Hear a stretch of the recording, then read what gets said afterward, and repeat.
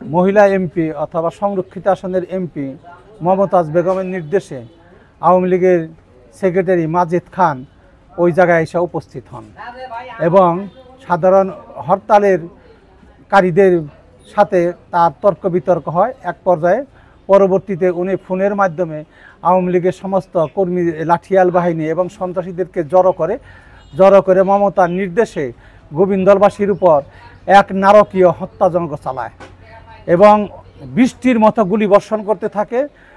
সেখানে 4 জন গুলিবিদ্ধ হয়, সাথে সাথে তাদেরকে মেডিকেলে নেওয়া হয় এবং তারা বিনা চিকিৎসা অবস্থায় মারা যায়।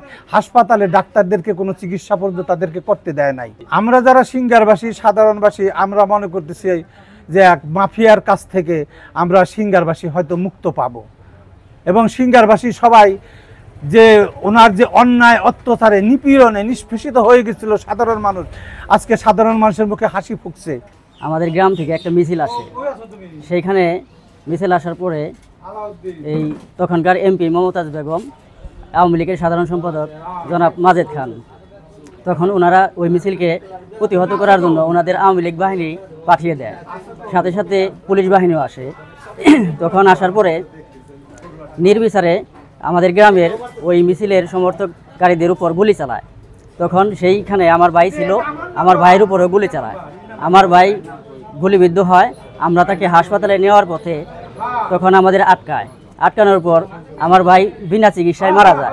প্রতিক্রিয়া এত বরাবরই আলহামদুলিল্লাহ, কারণ তার যে অপরাধ, তার অনেকগুলো অপরাধ, তার ভিতরে উল্লেখযোগ্য কয়েকটা অপরাধ আছে।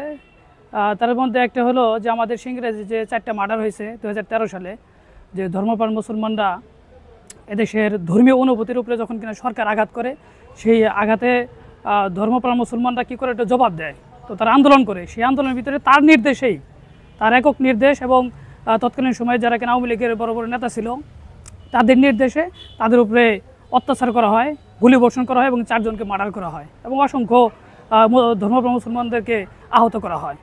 আসলেই উনি যে সময় এমপি হয়েছিলেন ওই সময় রাষ্ট্র এমন একটা অবক্ষয়ের মধ্যে পড়ে গিয়েছিল।